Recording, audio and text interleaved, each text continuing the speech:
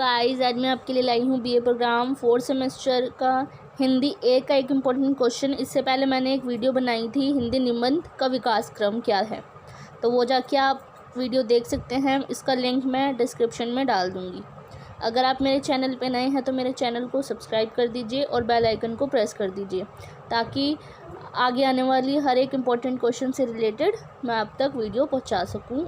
और आप इन सब की वीडियोस प्लेलिस्ट में जाके देख सकते हैं, हिस्ट्री, पोल साइंस, हिंदी की और एजुकेशन की 4th सेमेस्टर।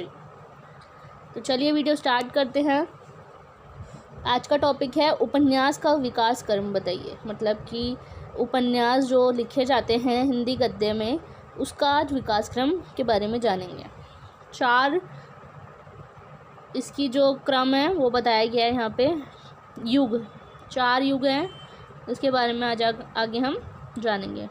तो सबसे पहले विकास क्रम जानने से पहले इसमें हम सबसे पहले प्रस्तावना बताएंगे कि उपन्यास अपेक्षाकृत नई साहित्यिक विधा है। जो नई साहित्य होता है, साहित्य से रिलेटेड है, साहित्यिक विधा है ये एक तरीके की जो उपन्यास है।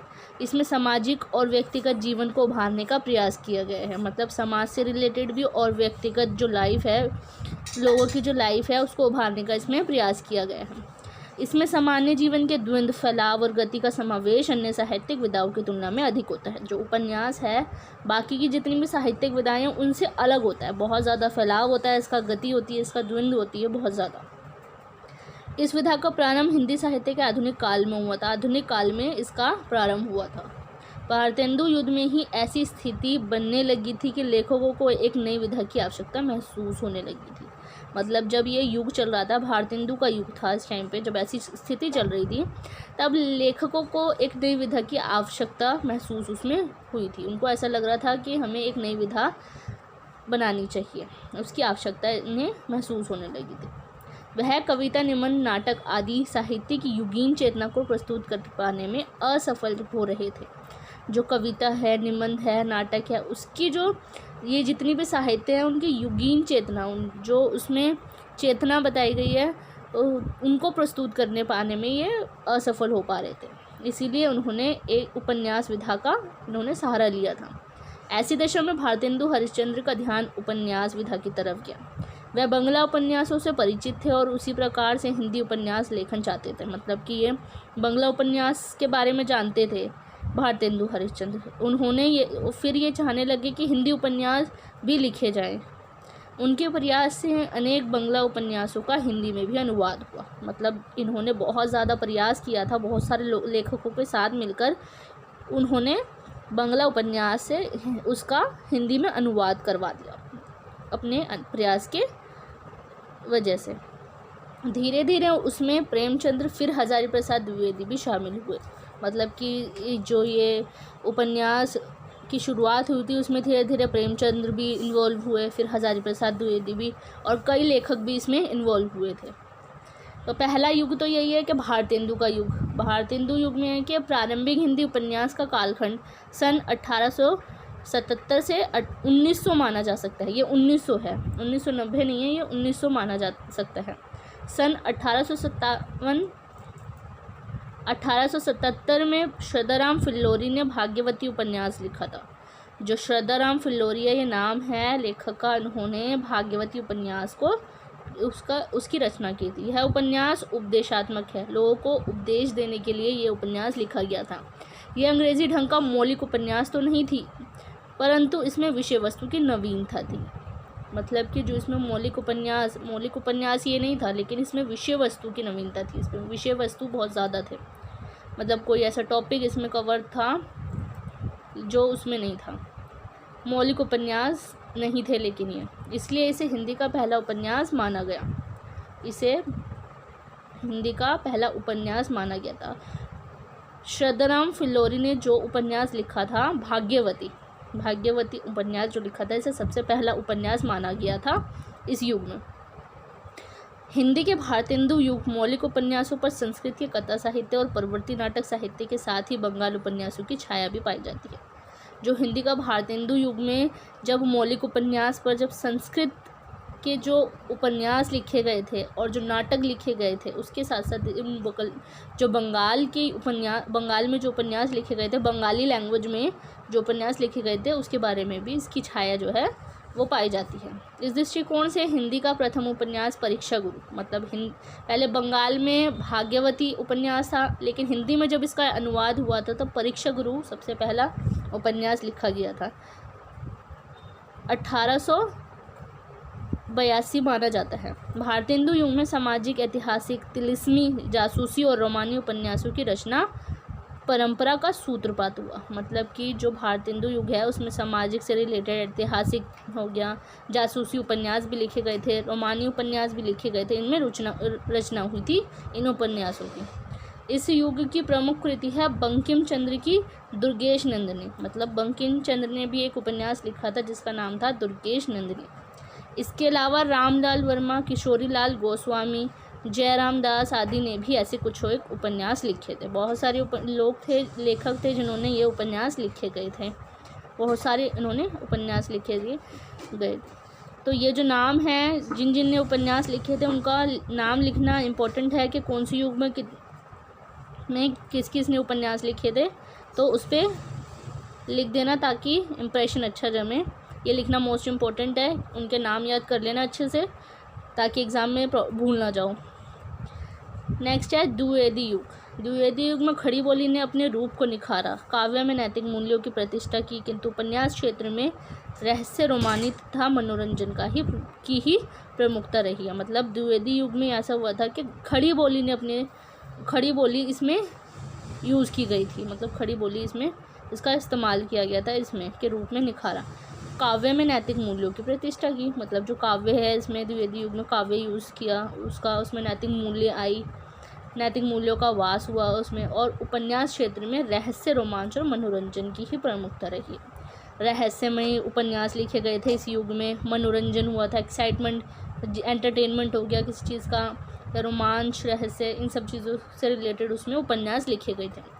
द्विवेदी युग का कालखंड 1900 से 1918 तक माना जाता है। द्विवेदी युग का कालखंड है 1900 से 1918। पहले था भारतेंदु युग, पहला था भारतेंदु युग जिसने 1877 से 1900 तक का युग माना गया था, और दूसरा है द्विवेदी युग जो है 1900 से 1918 तक माना जाता है। इस युग में अंग्रेजी और बंगला के बहुत से उपन्यास लिखे गए। अंग्रेजी में भी उपन्यास लिखे गए इस युग में, और बंगला लैंग्वेज में भी, मतलब बंगाल की जो लैंग्वेज बोली जाती है बंगाली लैंग्वेज, उसमें भी ये उपन्यास लिखे गए थे इस दौर में।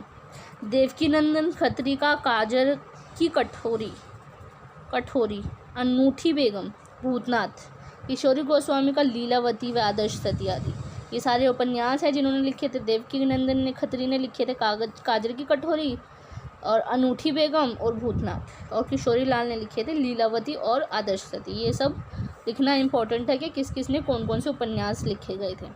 द्विवेदी युग में भी मौलिक और अनुदित दोनों प्रकार के उपन्यासों का प्रकाशन हुआ था। मतलब मौलिक और अनुदित दोनों ही प्रकार इसमें इन्वॉल्व थे। इस युग में गोस्वामी, आचार्य शुक्ल, गोपालराम आदि, मतलब इस युग में ये सारे जो उपन्यासकार हैं ये सब भी इन्वॉल्व थे। गोस्वामी भी, आचार्य रामचंद्र शुक्ल भी और गोपालराम भी। कुछ ऐसे उपन्यासकार भी हैं जिन्होंने अपनी रचनाओं में नैतिकता का ध्यान रखते हुए स्वच्छ स्वस्थ सामग्री प्रस्तुत की थी। बहुत सारे ऐसे उपन्यासकार हैं जिन्होंने अपनी नैतिकता का ध्यान रखते हुए भी उन्होंने बहुत ज़्यादा सही मात्रा में, स्वच्छ मतलब बिल्कुल सही उन्होंने सामग्री का इस्तेमाल किया गया था। कोई वल्गर या एब्यूसिव लैंग्वेजेस नहीं थी, बिल्कुल साफ़ क्लीन, जो हर कोई समझ सके उस लैंग्वेज का इसमें यूज़ किया गया था।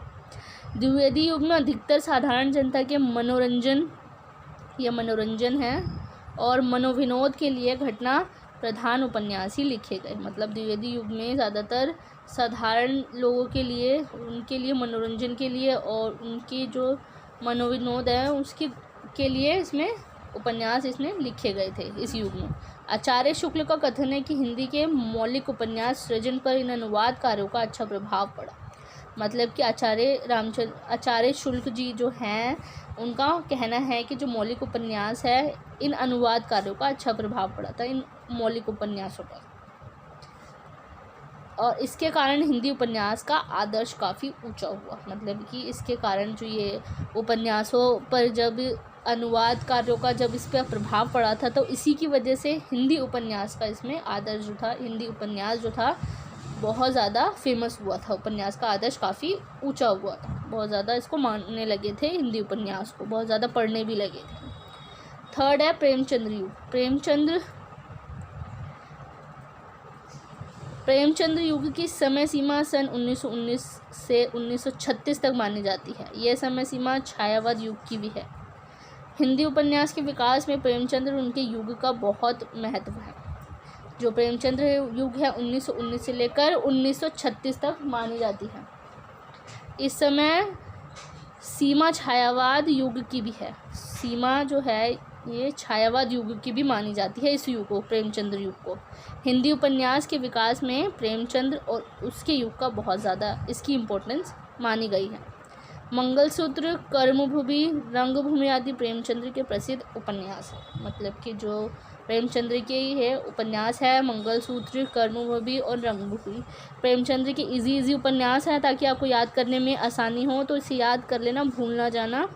बहुत ज़्यादा डिफ़िकल्ट उपन्यास थे, इसलिए मैंने वो क्वेश्चन नहीं लिखे, टॉपिक उपन्यास का नाम नहीं लिखा है, इसलिए इजी ढूंढ के आपके लिए लिखा है, तो आप इसे अच्छे से याद कर लेना। प्रेमचंद्र ने सीधी सरल भाषा में लिखा है। उनका मानना है कि उन्होंने आलोचकों के लिए बल्कि पाठकों के लिए लिखा है। मतलब कि जो प्रेमचंद्र की लैंग्वेज है वो बहुत ज़्यादा सिंपल है, इजी लैंग्वेज में है, लिखा है उन्होंने। और उनका मानना है कि वो उन्होंने जो आलोचना करते हैं उनको उनके लिए नहीं लिखा, बल्कि जो इन्हें पढ़ा करते हैं उनके लिए लिखा है। मतलब बल्कि पाठकों के लिए इसने प्रेमचंद्र ने लिखा है। प्रेमचंद्र पहले ऐसे उपन्यासकार है जिन्होंने भारतीय जनजीवन की समस्याओं को गहराई से समझा। मतलब कि ये ऐसे उपन्यासकार हैं जिन्होंने जो भारत में जनजीवन है, कैसी लाइफस्टाइल है भारतीयों की, उनकी समस्याओं को इन्होंने समझा था। उनके उपन्यास आम आदमी के दुख दर्द की दास्तान है। जो उनके उपन्यास हैं वो जो आम आदमी अपने दुख दर्द बताता है, उनकी दास्तान इन्होंने लिखी है प्रेमचंद्र की तरह ही भगवती प्रसाद वाजपेयी, चंडी प्रसाद, सियाराम शरण गुप्त ने भी गांधीवादी दर्शन से प्रभावित होकर उपन्यासों की रचना की है। मतलब प्रेमचंद्र के साथ प्रेमचंद्र के युग में भगवती प्रसाद वाजपेयी, चंडी प्रसाद, सियाराम शरण गुप्त ने ये सब उनके नाम हैं जो प्रेमचंद्र के साथ उन्होंने उपन्यास लिखा था। उपन्यासों की इन्होंने रचना की थी। उन्होंने अपने कई उपन्यासों में गांव और शहर की कहानी, पुलिस के अत्याचारों, विधवाओं की समस्या, किसानों की आर्थिक दशा पर प्रकाश डाला था। इन्होंने जो उपन्यास लिखे थे, इन्होंने गांव शहर की कहानियाँ भी लिखी थी। उसमें जो पुलिस के अत्याचारों और जो विधवाएं थी उनकी समस्याओं के बारे में भी लिखा था, और किसानों की आर्थिक दशा कैसी थी उस पर इन्होंने उपन्यास लिखे थे। इन उपन्यासों में बहुत सी शैलियों, ऐतिहासिक, आत्मकथात्मक, पत्रात्मक आदि का प्रयोग हुआ था। इसमें बहुत सारी शैलियाँ यूज़ की गई थी। स्किल्स, शैलियाँ होती हैं स्किल्स, क्या क्या यूज़ किया गया था, इतिहास से रिलेटेड, ऐतिहासिक और आत्मकथा जो लिखी गई थी उससे रिलेटेड उन्होंने इसमें यूज़ किया था। नेक्स्ट है प्रेमचंद्रोत्तर युग। प्रेमचंद्र का जब युग ख़त्म हो गया था उसके बाद का, मतलब जो अब तक जो चल रहा है उस युग के बारे में। इसका कालखंड है 1936 से अब तक चलता रहा है। जो प्रेमचंद्र का युग जब ख़त्म हुआ था उसके बाद तक ये युग चल रहा था। प्रेमचंद्र युग में 2 पीढ़ियाँ उपन्यास लेखन में सक्रिय रही हैं। प्रेमचंद्र का युग ख़त्म हो गया उसके बाद 2 पीढ़ियाँ आई हैं जो उपन्यास लेखन में सक्रिय रही है। एक पीढ़ी उन उपन्यासकारों की है जिनका मानस संस्कार प्रेमचंद्र युग में बना, लेकिन उन्होंने बाद में अपनी राह बना ली। मतलब कि जो एक पीढ़ी तो ऐसे उपन्यासकार थे जिन्होंने संस्कार प्रेमचंद्र युग में बना। प्रेमचंद्र युग से प्रेमचंद्र से प्रभावित होकर इन लोगों ने उपन्यास लिखे थे, लेकिन बाद में उन्होंने अपनी राह बना ली थी। दूसरी पीढ़ी उन उपन्यासकारों की है जो स्वतंत्रता के बाद इस क्षेत्र में आई थी। मतलब स्वतंत्रता जब ख़त्म हुई थी, जब हमें देश को स्वतंत्र हुए बहुत टाइम हो गया है। 1947 में जब स्वतंत्र हुआ था भारत, तो उसके बाद ये पीढ़ियाँ आई थी। उन उपन्यासकारों ने उपन्यास लेखन में नई संभावनाओं की ओर संकेत किया। मतलब कि जो उपन्यासकार हैं उन्होंने नई संभावनाओं की ओर, नई नई चीज़ों की ओर उन्होंने उपन्यास लिखने शुरू किए थे। रामचंद्र तिवारी का मानना है कि पिछले कुछ वर्षों में उपन्यास लेखकों की एक जो पीढ़ी है वो भी तीसरी जो है वो तैयार हो गई है। यह पीढ़ियाँ मूल्यों और मान्यताओं के स्तर पर एक दूसरे से जुड़ी हुई है। मतलब मूल्य और मान्यताएं, इनकी मान्यताएं क्या थी, क्या क्या मानते हैं, उनकी वैल्यू, उसके आधार पर ये एक दूसरे से जुड़ी हुई है। अगर वर्गीकरण की बात की जाए तो सामान्यतः व्यक्तिवादी, समाजवादी, सामाजिक, यथार्थवादी, मानवतावादी, ऐतिहासिक और आंचलिक वर्गों में बांटा जा सकता है। ये इनको जो पीढ़ियाँ आई हैं उनको इन वर्गों में बांटा जा सकता है। इस वर्गीकरण के अलावा कई उपन्यासों में आधुनिकता और जनवाद को केंद्र में रखा गया है। मतलब कि जो वर्गीकरण किया है, इनका जो पीढ़ियों का वर्गीकरण किया है उनमें आधुनिकता और जनवाद को केंद्र में रखा गया है। आधुनिकता और जनवाद मतलब जनता से रिलेटेड है, उनको केंद्र में रखा गया। इस युग में अमृतलाल नागर ने अपने उपन्यासों में विविध विषयों की सफलतापूर्वक कथानक का रूप दिया। मतलब जो अमृतलाल नागर हैं उन्होंने अपने उपन्यासों में विविध विषय मतलब डिफरेंट तरीके की और शीर्षक मतलब उसमें टॉपिक्स इन्वॉल्व करे हैं, कथानक का रूप दिया है इसमें। उन्होंने शतरंज और खिलाड़ी जैसा ऐतिहासिक उपन्यास लिखा। मतलब जो शतरंज है और खिलाड़ी है, ऐसे उन्होंने ऐतिहासिक उपन्यास लिखे थे अमृतलाल नागर ने। और लास्ट में आता है निष्कर्ष। हिंदी उपन्यास साहित्य आधुनिक युग की देन है। मतलब कि जो हिंदी उपन्यास है वो साहित्य आधुनिक युग की देन है। आधुनिक युग में ही शुरू होकर उपन्यास साहित्य में जिस ऊंचाई को प्राप्त किया है, गद्य विधाओं ने नहीं। मतलब गद्य जो विधाएं लिखी गई थी, गद्य पद्य होता है ना, पद्य होता है पूरी स्टोरी लिखनी होती है, गद्य होता है मतलब काव्यांश में लिखा जाता है। गद्य विधाओं ने भी इतनी मतलब ऊंचाई नहीं रखी थी जिन्होंने उपन्यास ने रखी थी। उपन्यास साहित्य ने ऊंचाई प्राप्त की थी। इसका सीधा सा कारण है कि उपन्यास में रचनाकार को अपनी बात कहने का अवकाश मिलता है। मतलब कि ये सिंपल सी ये कहने की बात है। इसका रीज़न ये है कि उपन्यास में जब कोई रचना करता है, रचनाकार मतलब उपन्यासकार जो होते हैं वो उनको अपनी सीधी सीधी बात कहने का अवकाश मिल जाता है, अवसर मिल जाता है। आज यह नए नए रूपों में पुष्पित पल्लवित हो रही है। समकालीन हिंदी उपन्यास साहित्य आदिवासी विमर्श को भी अपने केंद्र में रखता है। मतलब कि ये बहुत ज़्यादा आगे फली फूलती जा रही है, पुष्पित होती जा रही है, पल्लवित होती जा रही है, नए नए रूपों में बनाई जा रही है इन उपन्यासों को। इन उपन्यासों में आदिवासियों का जंगल जीवन से जुड़ाव, उन्हें जंगल जीवन से दूर करने के सरकारी पैतरों और उनकी असमिया से जुड़े प्रश्न उठाए गए हैं। मतलब कि ये जो उपन्यास लिखे गए हैं जंगल जीवन से जो उन लोगों का लगाव है उनसे दूर रखने के लिए जो सरकार षड्यंत्र रचती है, और जंगल जीवन से जो ये लोग बहुत ज़्यादा प्यार करते हैं उनकी जो समस्याएं हैं उनके बारे में ये इसमें इन उपन्यासों में प्रश्न उठाए गए हैं। तो आप निष्कर्ष में थोड़ा सा टॉपिक लिख सकते हैं। 3 से 4-5 पेज का लिखा है मैंने, आप बना के इसे और लिख सकते हैं अपनी लैंग्वेज में। और बस अब नाम वाम याद रख लेना है कि कौन से काल में किस ने इन्वॉल्वमेंट करी थी अपनी, जिन्होंने उपन्यास लिखे थे। मैंने थोड़े टॉपिक्स बताती है इजी वर्ड्स की, आप इसे याद कर लीजिएगा, एग्ज़ाम में आसानी होगी। And thanks for watching my video.